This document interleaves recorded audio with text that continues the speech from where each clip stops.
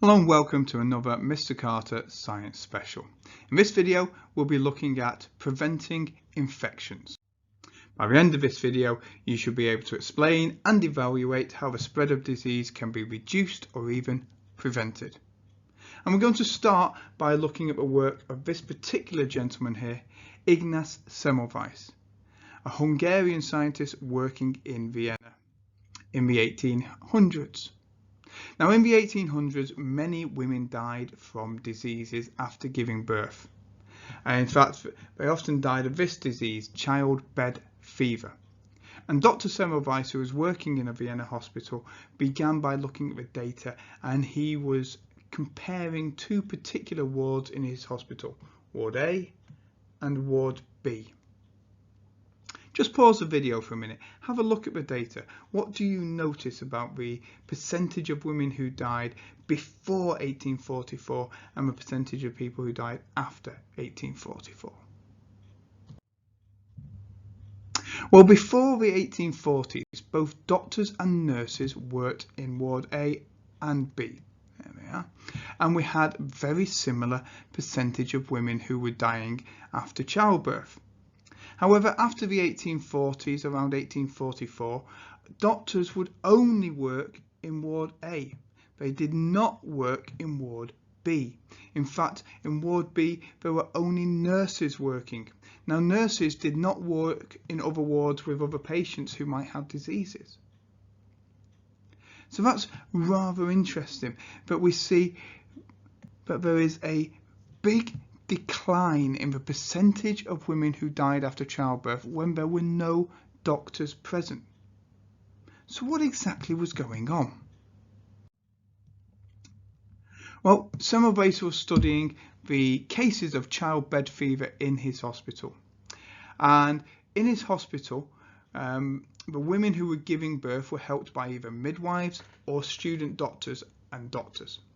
Semmelweis compared the rates of childbed fever in each group, and there was a lot higher rate of childbed fever in the wards that used student doctors.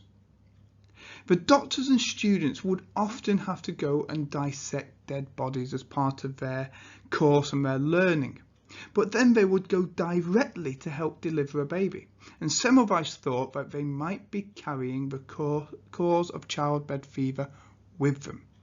Now, it's important to remember at this time that we haven't had confirmed the idea that bacteria cause disease.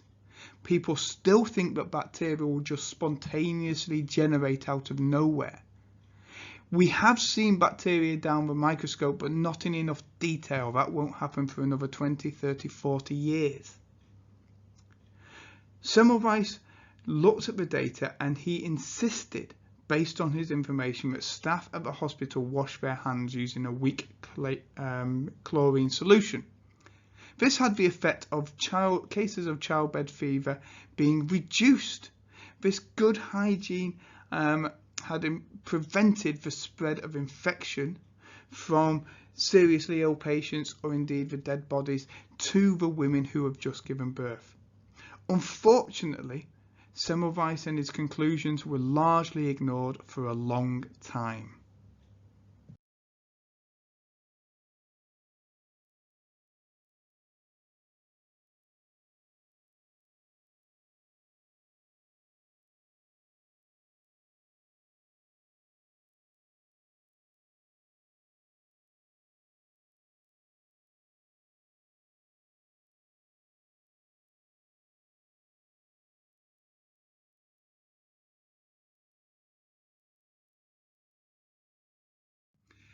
Here are a number of other scientists that have contributed to our current understanding of how we prevent the spread of infection, and I have another video where I look at the contributions of each scientist in turn in a brief history of bacteriology. I recommend you watch it. But for today, we're going to look at how we can prevent the spread of communicable diseases, how we can build on the idea of Semmelweis. Well, the main practice is using good hygiene. Good hygiene is one of the most effective ways of preventing the spread of pathogens, microbes that cause disease. Hand washing, especially after using the toilet or before cooking or after contact with animals or after contact with somebody who has been ill, will prevent and reduce the spread of pathogens. Using disinfectants like bleach or Dettol on kitchen surfaces or toilets reduces the number of pathogens. Separating raw meat from cooked meat or raw meat from food that's going to be eaten uncooked will prevent the spread of pathogens. For example, if you're going to have a salad which is uncooked, you do not want the lettuce and the cucumber touching raw chicken, which is full of pathogens, and it will contaminate the uncooked lettuce. In fact, you must cook the chicken in order to kill any pathogens that might be on the chicken and could cause food poisoning. If you're working with plants in farming or in the agricultural business, maintaining good hygiene is equally important. You need to have good hygiene of the people and the agricultural machinery to help control the spread of plant diseases. If somebody has become infected, isolating that individual, utilising quarantine. If a person has diseases such as Ebola or cholera, then keeping them isolated will prevent the spread of those diseases to healthy people. Destroying or controlling vectors. Many diseases are carried by vectors. For example, malaria, the protozoa that causes the malaria disease, is carried by mosquitoes. Other pathogens might be carried by rats, fleas, aphids, flies. Destroying these vectors reduces the spread of diseases.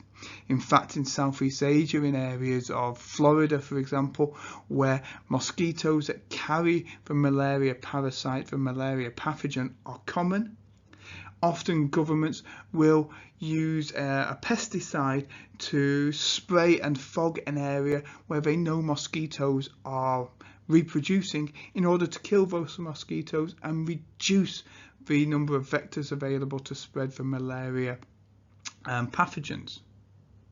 Vaccinations are increasingly important at preventing the spread of communicable diseases and creating something known as herd immunity. A vaccine is an injection of dead or altered pathogens, and this will cause your immune system to produce antibodies which will protect you from the real pathogen.